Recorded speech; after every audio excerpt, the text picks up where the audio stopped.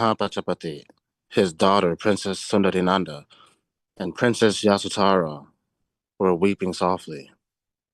Any questions? Do you guys understand?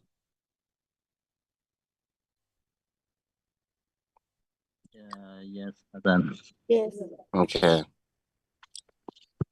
There were tears in the eyes of Ananda and Rahula, but for the most part, we bhikkhus remained quite composed. Remain quite composed. Remained quite composed. It means that they were very composed. They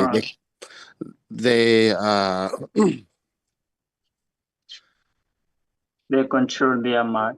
yes, they control their mind and their emotions. We smiled at one another, knowing that the king had passed the greatest challenge of human existence, attaining Nibbana, concludes Bhattacharya. Ananda says, for 2 days and 2 nights, the king's body lay in state under a golden canopy in the palace courtyard.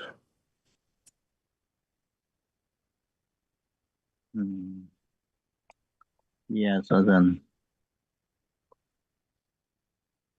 A continuous procession of people, both noble and commoner, slowly passes royal bier to pay their last respects. Royal beer. Beer. Okay, a beer is like it's the thing that you put a dead body on. So you have the dead body goes inside of a casket, and the casket sits on top of the beer, and you can push it.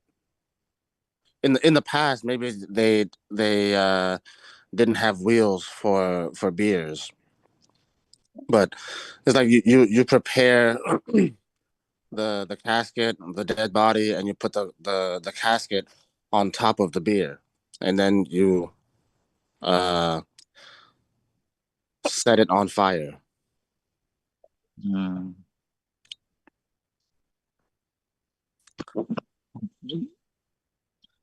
Thousands of loving friends, subjects, relatives, and members of the Sangha said goodbye to the great king, whose destiny it was to have been the father of the Buddha.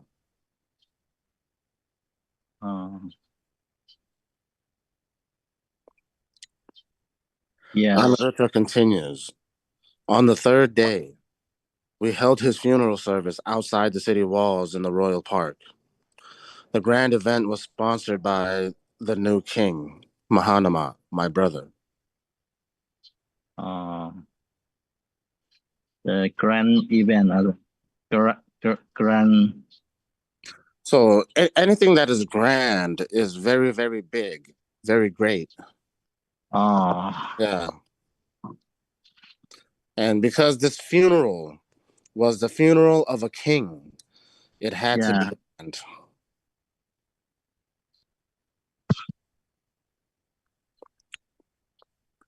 The kings and queens and princes of all the neighboring states attended, as did the Buddha and every member of the Sangha from all of the monasteries within a 2 days walking journey.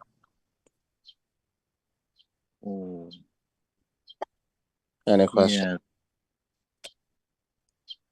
Then within a 2 day, just only within. So think about the distance, how long it takes to get from this place to that place. So it's inside that distance. So okay, let's say it takes for example 100 kilometers, right? So within 200 kilometers, that means anywhere from 1 kilometer all the way to 100. So maybe 20 kilometers, 30 kilometers. Excuse me. You understand? Yes.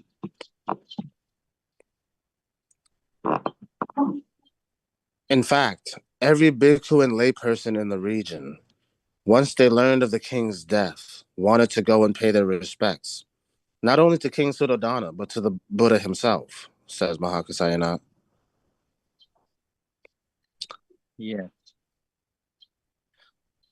I was not with the Buddha in Kapilavatthu at the time, but in Kolia. I traveled to the funeral along with my Sangha brothers in the company of Prince Vishnamita, the general of the Golian military forces. Devadatta also accompanied us on this journey. Any questions? No question, Ajahn. No question. I ask question. Okay. Who is Vishnamit? He was the general of the Golian army from Kolia. Mahanama was the general of the Sakyan army. Vishnamita was the general of the Golian army. They were going to fight at the Rohini River. Yeah. Yeah. Oh, do you mean who is he in relation to the Buddha? No. I don't know Vishnamit. Remember the story of when the Buddha stopped a war at the Rohini River? Yes, I have. Yeah. So Vishnamita was the general of the Golian army, and on the Sakyan side, it was Prince Mahanama.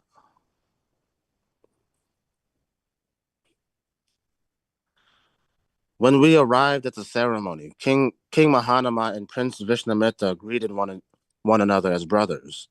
Their earlier conflict, just a memory of the past, thanks to the compassionate intervention of the Buddha.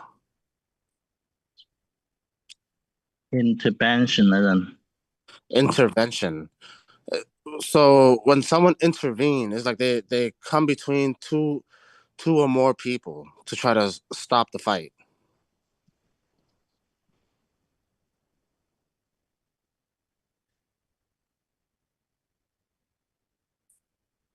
The king's beer of sandalwood. Sorry. The one who live in between in make the two sides to speak to others. Well, not necessarily to speak to each other, but to try to stop them from fighting. Oh. Yeah.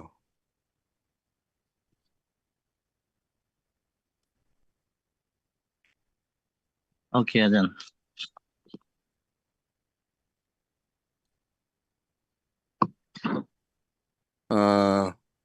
The king's bier of sandalwood was draped in silken fabrics in the royal colors.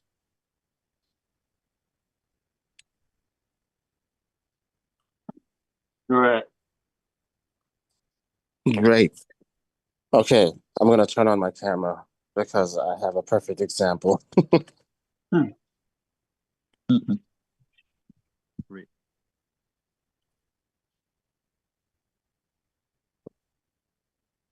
So you see this? Yeah. Yeah. This is called a drape. Drape. So when something is draped, like DRAPED, that means someone put this drape on it.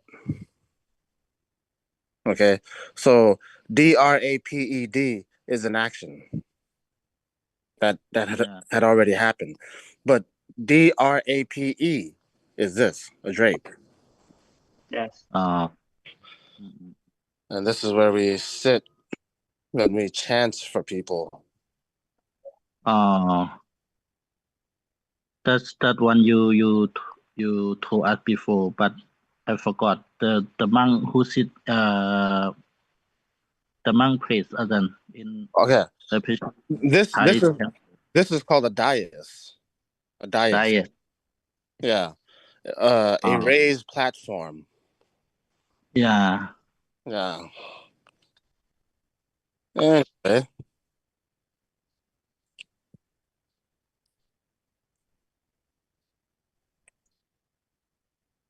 Second, fabric. Sorry?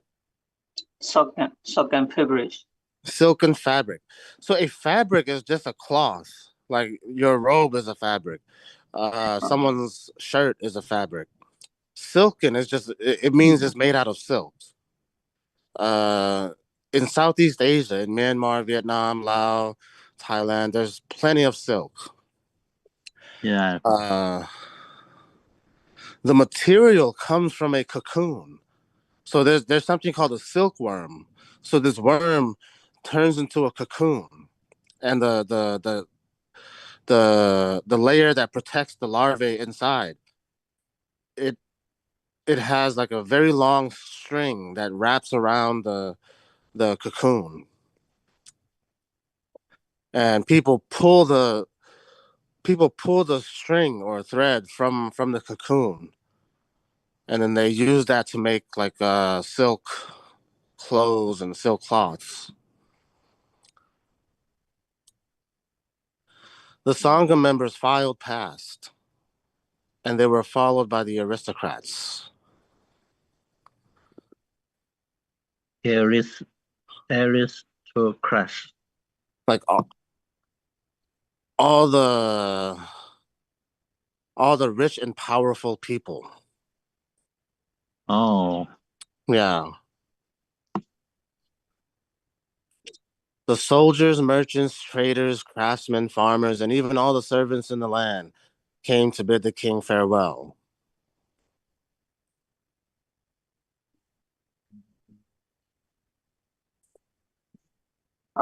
Came to bid.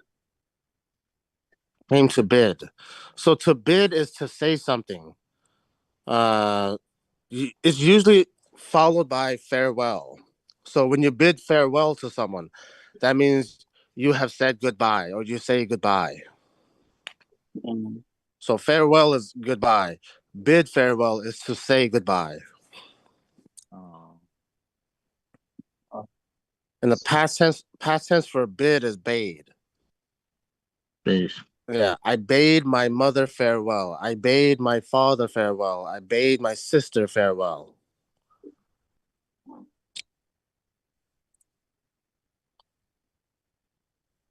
I am quite sure that every able-bodied person in the kingdom attended the solemn event. So man event, right? Then? Solemn events, like a very serious event. It's a king. It's the funeral of a king. Oh. So it's very serious. When the last person paid their final respects, King Mahanama lit the funeral pyre, and we all watched as the great king's body was consumed by flames.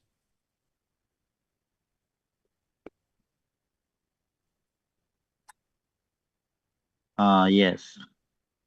Each of us had our remembrances of beloved King Suddhodana, the man who, because of the Buddha, would now become one of the most celebrated monarchs in history, concludes Mahakasayana. Yes. Later, King Mahanama erected a stupa on that spot in memory of the Buddha's father, who was also his uncle. Erect is a build the Buddha, right? Then? To erect something is to make it stand up. Oh. Yeah. So in this context, I guess you can say yes, to build a stupa, to make it stand up. Yeah. Ananda, I think this would be a good place to recite the Sala Sutta, a recollection on death, suggests Mahakassapa. Would you mind?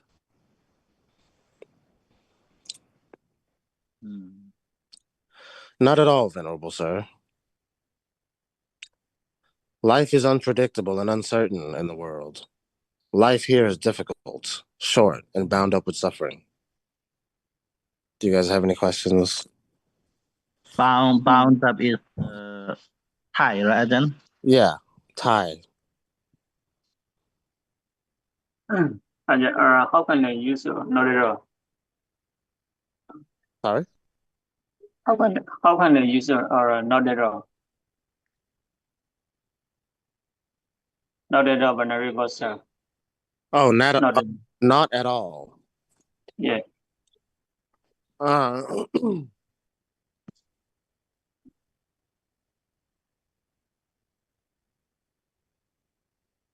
It's like when someone asks you a question, are you happy about the situation at MCU? Oh, not at all. It's basically the same as no. But for certain questions, like not exactly right. no, it just means no. It's a hard not even a little bit. Yes, I am. Yeah. So did you like that movie? Not at all. Do you like so and so's new boyfriend? Not at all. Do you like IBSC? Not at all. Do you like student affairs? Not at all. Like that. Yeah.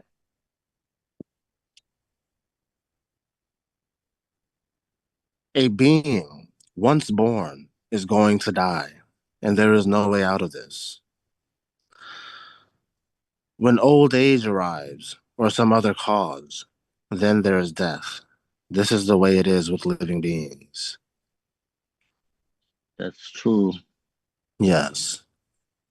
When fruits become ripe, they may fall in the early morning. In just the same way, in just the same way, a being once born may die at any moment. Yeah. Just as the clay pots made by the potter tends to end up being shattered, so it is with the life of mortals. There are here the clay pot. The clay pots made by the potter. So a pot that's made of clay. In every culture, in every country, there's clay.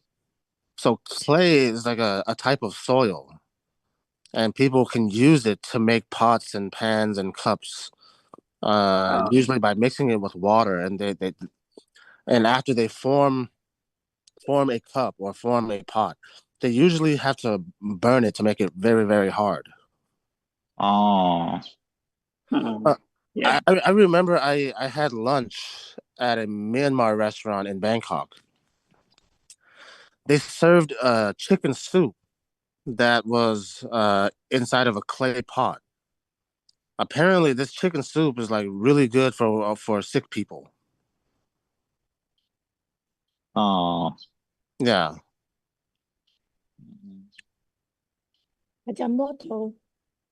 Mortals.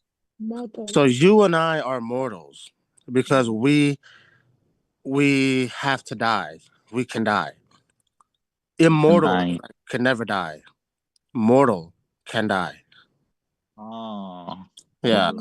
I don't like ordinary, right? We are used ordinary. Well, ordinary is just ordinary is just normal, but mortal is just is a human being that can die. Immortal cannot die. Yeah. So we are all mortals because we can die. Both the young and the old, whether they are foolish or wise, are going to be trapped by death. All beings move towards death. Ajahn, trap is how to understand trap by death. Okay, so here trapped is an action. So in order to understand the action, you have to understand the object, the thing. So when people want to catch a bird or catch a snake or catch a mouse, they must set a trap. The trap is the thing that catches an animal. Oh. Yeah. It's like a hunter. You are hungry. You want to eat some kind of animal. So you have to set a trap for the animal to come and get caught inside your trap so you can have dinner or lunch. Oh.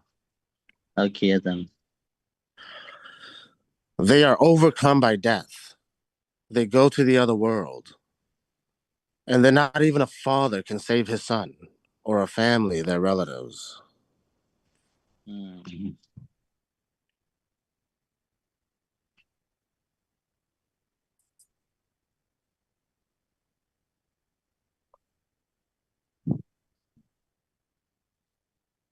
Look, while relatives are watching, tearful and groaning, men are carried off one by one, like cattle being led to the slaughter.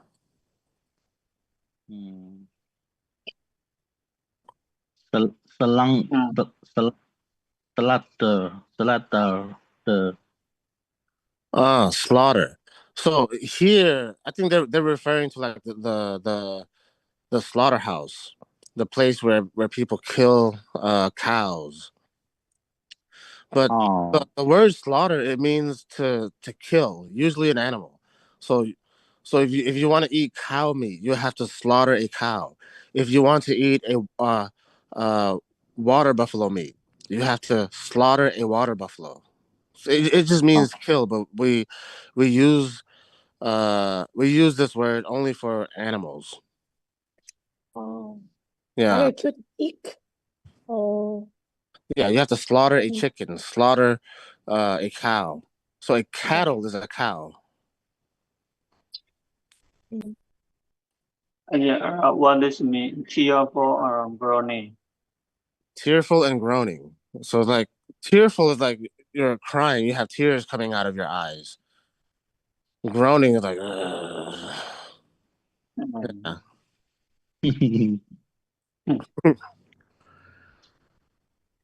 So death and aging are endemic to the world.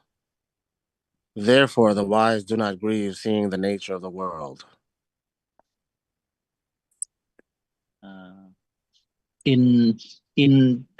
Damage, right?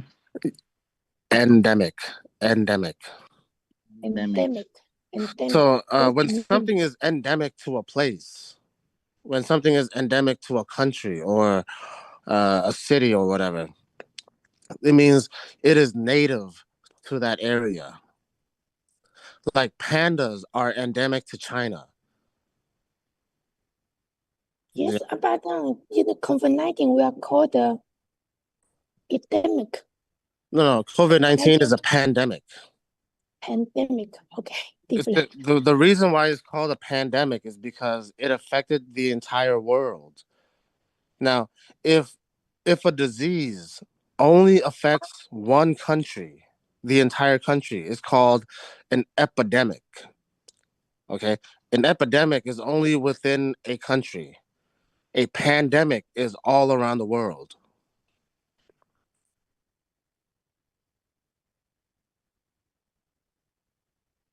You cannot know his path as to where he has come from or where he is going to.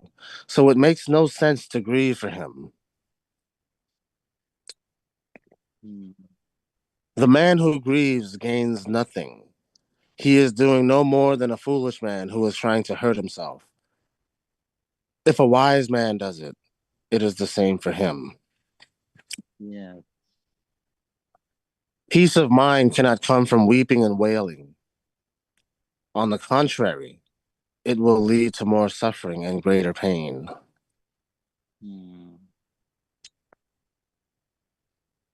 No. On the contrary. On the contrary means the opposite. Yeah.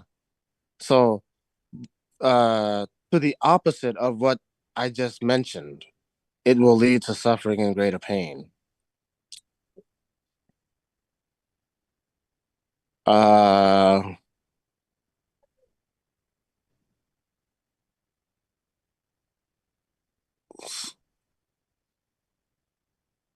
Student affairs believe that their chanting policy would make all the students happy, but on the contrary, it made all the students angry.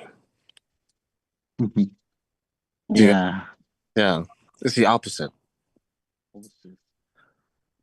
The mourner will become pale and thin. He is doing violence to himself and still he cannot keep the dead alive. His mourning is pointless. Any questions? His mourning. His mourning. So mourning, to mourn, okay? To mourn is to express your sadness over someone's death. So if your relative passes away, or if your best friend passes away, you mourn. You mourn the death of your friend. You express your sadness over the loss of your friend. Oh. The man who cannot leave his sorrow behind him only travels further into pain. His mourning makes him a slave to sorrow.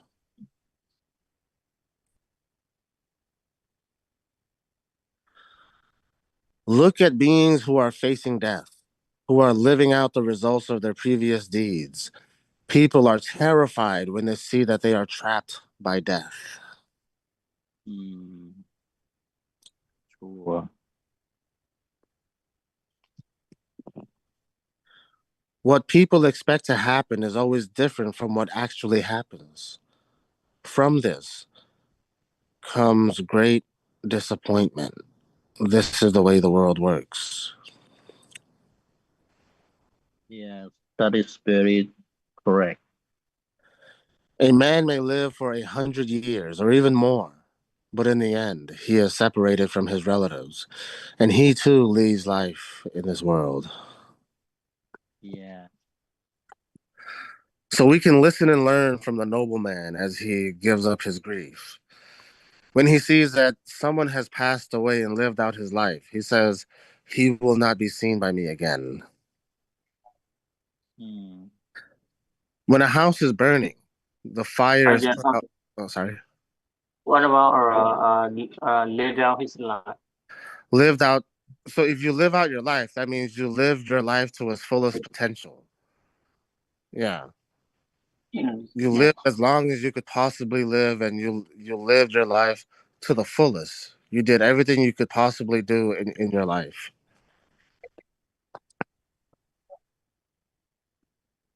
When a house is burning, the fire is put out by water.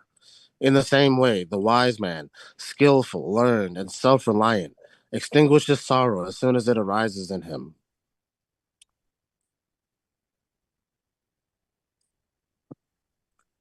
It is like the wind blowing away a tuft of cotton. Like a half of cotton. It's like a ball of cotton. Ball of cotton. Oh. The person who is searching for his own happiness should pull out the cart that he has stuck himself in, the arrowhead of grieving, of desiring, of despair. Pull up the car. The cart. A cart is like just imagine like a big rectangular box with wheels, and you can pull it.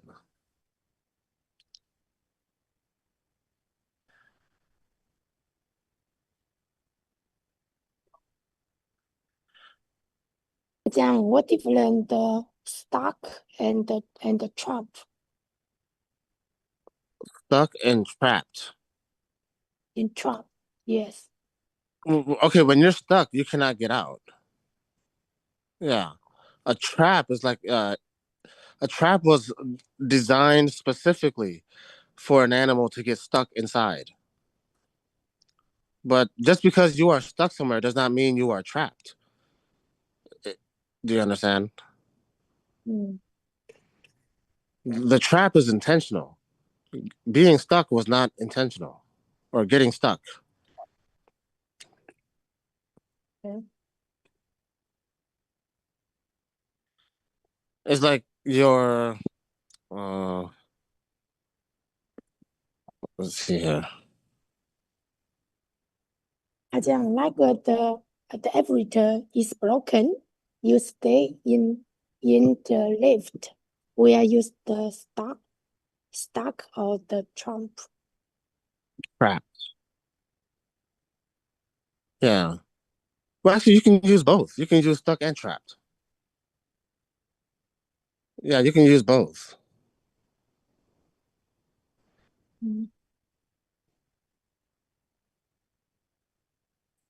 How to make the sentence? He was trapped inside of an elevator. He was stuck inside of an elevator. He was trapped inside of an elevator. Okay. Elevator. Elevator. Have Or lift. careful. Lift, sorry. I guess it's the elevator also have an accident. Yeah, it happened to me once in the summer of 2024. But now I know why. At the time, I didn't really understand. Because... What reason? Sorry? What reason? Because I think there's a sensor in between the doors. If say if the lift is going up and you play with the door, when the lift stops, the sensor will make the lift think that the door is already open, so it will not open. Yes, I made that one time. So whenever you're in a lift, do not play with the door, because as soon as the lift stops, the door will not open. But fortunately for IBSC, the doors to the lift can be pried open by hand. So that's how I got out of the lift. Well, actually, it's an elevator because I'm an American. In the UK, they call it a lift. Lift, In America, yes. we call it an elevator. Mm. But yeah, I can use my hand to open, right? yeah, you can use your hands to pry it open. But the elevator at Inter A is very, very dangerous. I remember Yes. there was a monk tried to use the elevator, and he got stuck between the first and second floor. Oh, So there was no way for him to get out. yes. How to open? He got lucky. He managed to to communicate with someone and tell them to help him. And that monk went and informed the dormitory officer. So it took them a while to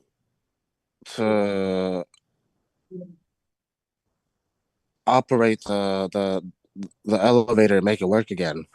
But eventually they got him out. But after that, I'm like, okay, no way am I going into the elevator at Inter A. To be honest with you, ever since my first experience at IBSC, and also that day when a monk got stuck inside the elevator at Inter A, every time I get inside of any elevator, I worry, I'm like, Yes. please, Also, please continue to work. Please don't stop. Please open the door. Yeah. I just hope that the elevator continues to work, and when it stops, the door will open. That is my main my main concerns. I don't want the elevator to stop like halfway, and there's no way for me to open the doors. yes, yes. That was scary. I remember back in 2024 when I got stuck inside the elevator at IBSC. I thought that I was going to die inside of an elevator in Thailand. Yeah, I literally pushed every button, and none of them worked. None of the lights came on, and I pushed the alarm button. The alarm button, the alarm button. It wasn't even that loud. It was just push it again, you push it again. No any voice, no working. No one. So I said, you know what? I have to do something. So I tried to. I put my fingers in between the doors, and I tried to pry it open. And when I realized that I was able to pry it open, I felt so much better. I was relieved. I was like, oh, thank goodness I can, open it with my hands. But when I got inside the classroom to start teaching, my legs were shaking because I was like really scared. Yes, yes, I made one time.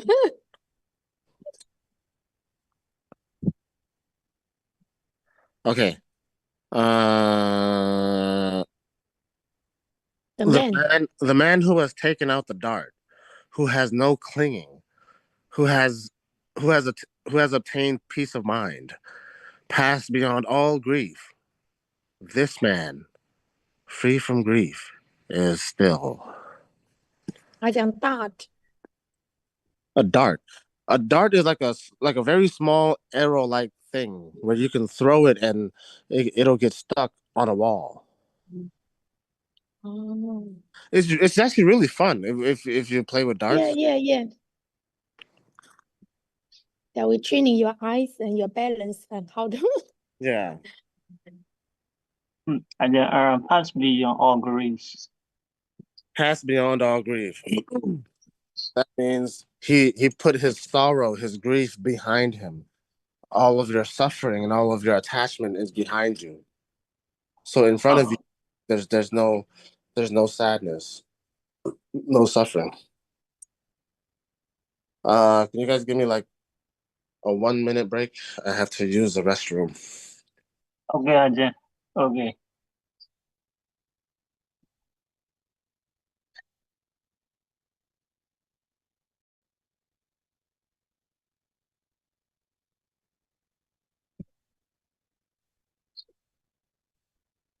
Your DHAMMA exam.